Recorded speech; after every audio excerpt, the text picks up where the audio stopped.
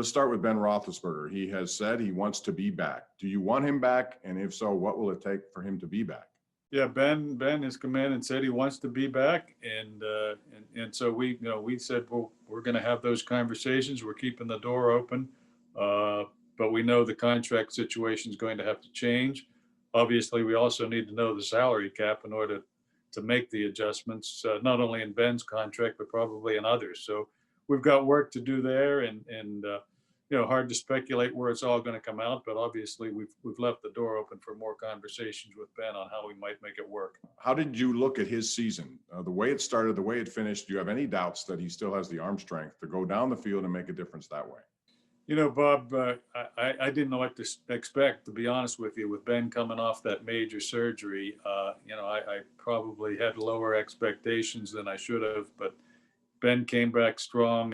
His arm, I think, is there's nothing wrong with his arm as far as I'm concerned. He consistently played well in the passing game, so I think physically he's capable and had a good season.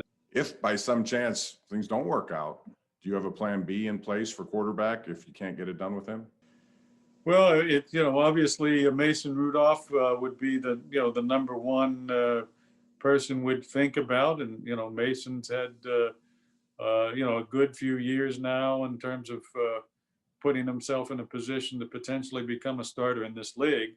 I think a few more preseason games, a little more playing time would be what he needs, but I think what he's shown so far, he's capable of being a starter in this league. All right, let's talk about Mike Tomlin now, because once again, a division championship, never had a losing season, but again, the playoff wins haven't been there. How do you assess his performance as a coach? And also, I know you didn't extend him when you could have. Will you do that in this offseason?